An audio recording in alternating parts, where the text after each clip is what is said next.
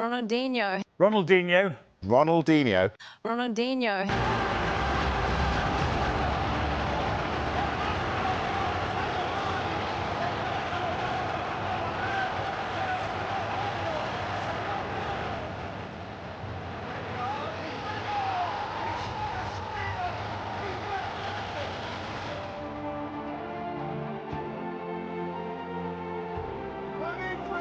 When you're Ronaldinho, they all know who you are. He was a magician, a global icon who brought joy to millions. With a smile that could disarm defenders and a style that was pure, unadulterated samba, Ronaldinho wasn't just a footballer, he was a phenomenon. He conquered Europe, won the World Cup, and was crowned the best player on the planet. So how did he end up in a Paraguayan prison for using a fake passport? The media painted it as a fallen idol's foolish mistake, another star's chaotic descent. But what if the real story is far more sinister? This is the story of how Ronaldinho, the magician who made football look easy, became prisoner 4046 overnight. Most people think they know why: a fake passport, a foolish mistake, a slap on the wrist because he's famous. That's what the headlines want you to believe. But here's the truth: Ronaldinho wasn't just unlucky or careless. He was betrayed by someone in his inner circle, pulled into a criminal web so complex that even the authorities struggle to untangle it. In this video, I'll reveal the mastermind behind the setup, expose the hidden money trail, and show you how Ronaldinho's own brother sacrificed his future to save him. And I've got the receipts, real court documents and financial records that prove this goes deeper than any tabloid ever reported. By the end, you'll see Ronaldinho's fall in a way you never imagined. March 2020. Ronaldinho, the man who made defenders vanish, now locked behind bars, signing autographs for criminals. But was it just a fake passport, or a betrayal that football's elite want you to forget? He landed in Paraguay for what he thought was a charity event. Within hours, he was in handcuffs. But here's what no one tells you: Ronaldinho's passport was so fake, even a rookie could spot it. So why did he trust it? The charge seemed absurd, entering the country on a falsified passport. For a man whose face is recognized in every corner of the globe, the very idea was bizarre. Most of the world just accepted the story that it was a simple, if baffling, mistake. But what if this was never about a passport? What if Ronaldinho, the smiling magician, was unknowingly the key to unlocking a multi-million-dollar criminal enterprise? We're about to unravel the untold story of his shocking arrest, expose the shadowy figures who pulled the strings, and reveal what really happened behind those prison walls. To understand how Ronaldinho could end up in a mess like this, you have to remember the sheer scale of his fame. This wasn't just some celebrity. In the mid-2000s, Ronaldinho was football. When he arrived at FC Barcelona in 2003, he was a force of nature, transforming a struggling club into the kings of Europe.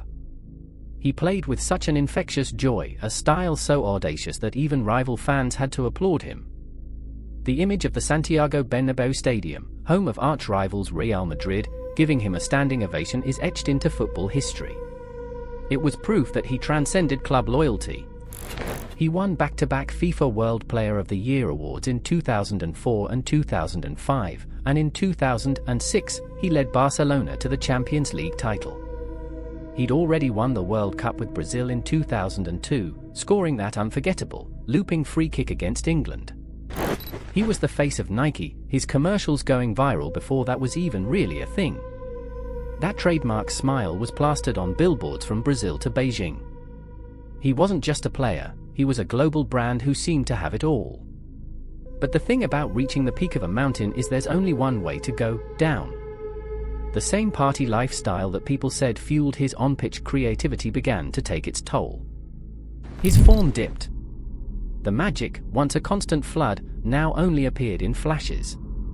He moved to AC Milan in 2008, and while there were moments of brilliance, the consistency was gone. He eventually returned to Brazil, a celebrated hero, but his career slowly wound down in less glamorous leagues before he officially retired in 2018. As his career waned, his financial problems started to mount. the first major red flag came way before Paraguay. In 2015, Ronaldinho and his brother, Roberto de Assis Moreira, were convicted of illegal construction. They'd built a fishing platform on a river in a protected area without the right permits. The fine was huge, over $2 million. And they didn't pay it. For years, they dodged the payment, until Brazilian authorities finally seized their passports in late 2018. It was during this investigation that the public got a shocking look at his finances. When prosecutors checked his bank accounts, they found a balance of just 24 Brazilian reals, less than $6. It was an unbelievable figure for a man who'd earned hundreds of millions. So, where did all the money go? Suspicion quickly fell on his brother, Roberto. A former footballer himself, Roberto had been Ronaldinho's agent and business manager his entire career. He controlled the finances, he made the deals, and, it turned out, he had a history of financial misconduct. Back in 2012, Roberto was convicted of tax evasion and money laundering for hiding money in Swiss bank accounts. This financial desperation, combined with the passport trouble in Brazil, set the stage for the disaster to come. By the time Ronaldinho got his Brazilian passport back in late 2019, a pattern was set. He was a man whose fame was still immense, but whose personal and financial life was in shambles. He was, in short, the perfect target. On March 4, 2020, Ronaldinho and Roberto landed in Asunción, Paraguay. They were supposedly there for a charity event and to promote his book. He was greeted like a head of state, swarmed by fans and media. But just hours later, the story took a surreal turn. Paraguayan authorities raided their presidential suite at a luxury hotel. The reason? They had entered the country using Paraguayan passports. And these weren't slick forgeries. The passport numbers belonged to other people, and the documents were obviously doctored. The world was stunned. The question on everyone's lips was, why? Why would Ronaldinho, a Brazilian citizen, need a Paraguayan passport? As a member of the Mercosa bloc, Brazilians don't even need a passport to enter Paraguay. A national ID card works just fine. It made zero sense. He was one of the most recognizable people on the planet. Using a fake passport was like a bank robber wearing a name tag. At first, it seemed like it might blow over. A prosecutor suggested the brothers had been tricked and recommended a fine, which would allow them to leave. They claimed the passports were a gift from a local sponsor. But then, everything changed. A judge rejected the lenient deal. Minutes later, the country's top prosecutor overturned it entirely, and arrest warrants were issued. Ronaldinho and his brother were taken from their hotel in handcuffs and placed in pre-trial detention. The official narrative had shifted. This wasn't being treated as a simple mistake anymore. The Paraguayan authorities were signaling they believed something much bigger was at play. And this is where the simple story of a foolish mistake completely falls apart. Let's be clear, the idea that Ronaldinho didn't know the passports were fake, as his lawyer later claimed, is almost impossible to believe. These weren't just travel documents, they were declarations of Paraguayan nationality. The story presented to the public was that he was an unwitting victim, but that leaves a series of critical questions. Who gave him the passports? Why were they made? And what was the real purpose of his trip to Paraguay? To answer that, you have to look past the famous footballer and into the shadows, at the people who brought him there. The story isn't about the man holding the passport, it's about who put it in his hand. It's clear there's way more to this story than we were told. We're about to get into the criminal network that appears to have orchestrated this entire affair. If you want to see just how deep this rabbit hole goes, hit that subscribe button and turn on notifications. You won't want to miss what's next. The key to this whole puzzle is a name that, until March 2020, meant nothing to the outside world: Dalia Lopez. She was the Paraguayan businesswoman who arranged and sponsored Ronaldinho's trip. She ran a foundation called Angelic Fraternity, which claimed to provide medical aid to poor children. On the surface, she was a philanthropist and entrepreneur. But behind that charitable veneer, authorities were already investigating a very different Dalia Lopez. Months before Ronaldinho's visit, tax authorities suspected her of running a massive tax evasion and money laundering scheme.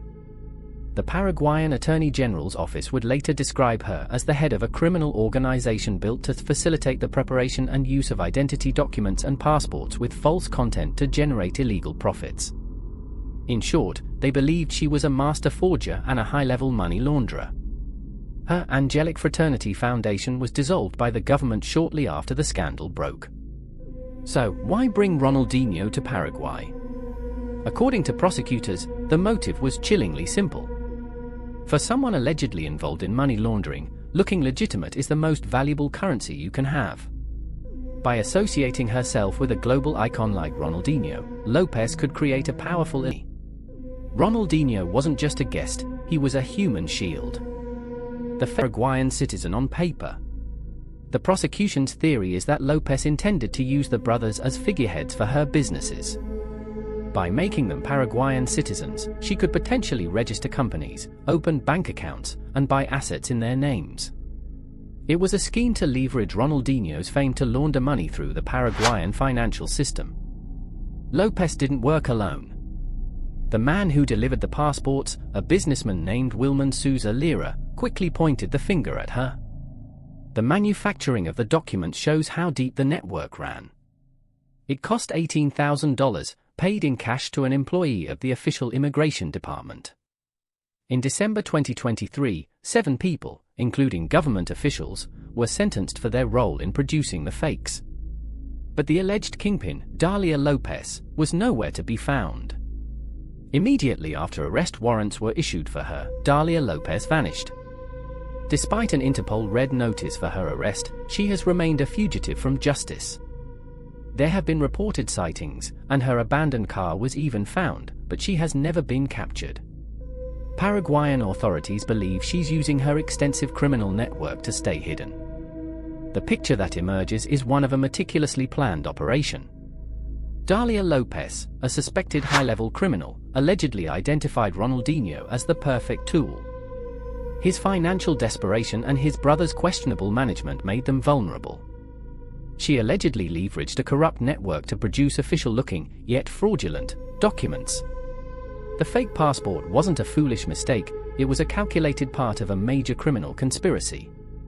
Ronaldinho walked straight into a trap, and the mastermind who set it has, so far, escaped. While Dalia Lopez disappeared, Ronaldinho, the celebrity pawn, was thrust into the global spotlight. He and his brother were sent to a maximum security prison in Asunción. The images were jarring, one of football's greatest entertainers locked up with corrupt politicians and cartel leaders. Even in prison, though, the Ronaldinho phenomenon continued. He spent his 40th birthday behind bars with a barbecue thrown by other inmates. Then came the story that cemented the absurdity of it all, the prison futsal tournament. Inmates reportedly vied to get the legend on their team. Ronaldinho led his squad to an 11-2 victory in the final, scoring 5 goals and assisting 6. The grand prize? A 16-kilogram suckling pig. The image of a Ballon d'Or winner posing with a trophy pig in a prison courtyard was a tragicomic spectacle, a perfect metaphor for his fall from grace. After 32 days, their lawyers secured their release on $1.6 million bail. But they weren't free. They spent the next 4 months under house arrest in a luxury hotel. The total detention lasted 171 days. Throughout the ordeal, the defense strategy was to portray Ronaldinho as an innocent fool, a tonto, in his lawyer's words, who had no idea the documents were fake. This idiot defense was crucial. By admitting to the crime but claiming ignorance, they hoped for leniency. The prosecution even stated they believed Ronaldinho was unaware the passports were falsified, which protected him from more serious charges. Imagine sacrificing everything you've built, not just your job, but your entire legacy, so your sibling can have a second chance.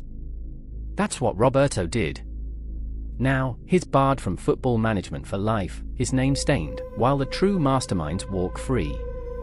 But it also raised uncomfortable questions about his brother's role.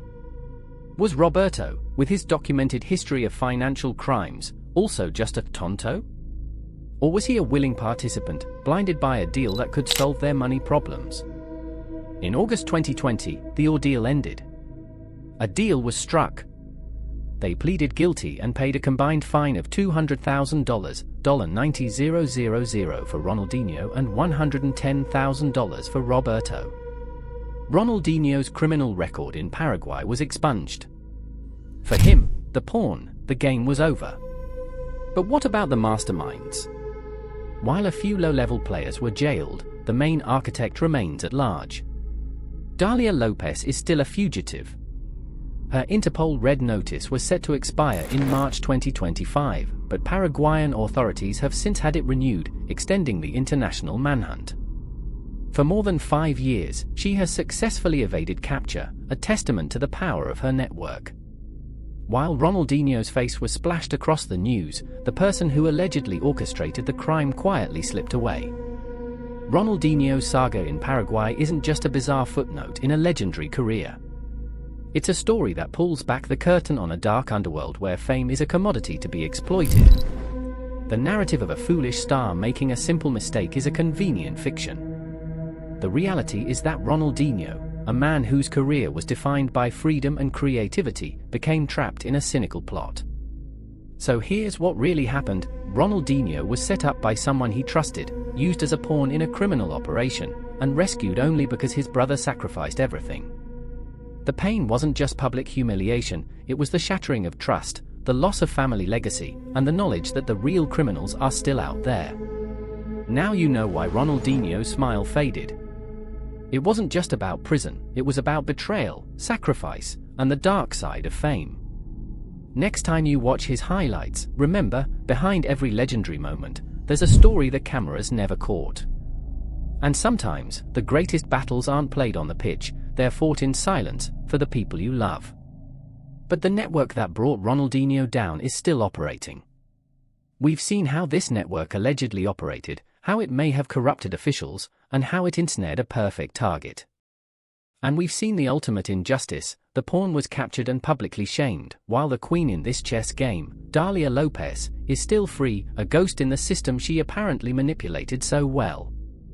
But what happens if the pawn becomes the player? That's a story for another day. Subscribe, because the raw truth is just getting started. Ronaldinho's legacy will always be his smile and the joy he brought to the pitch. But his story now carries a cautionary tale. It's a reminder that where immense fame and fortune are at play, dark forces are always lurking, ready to turn a hero into a headline, and a legend into a pawn. And the next time you see that famous smile, it's worth remembering the hidden battles that almost brought one of football's greatest entertainers to his knees.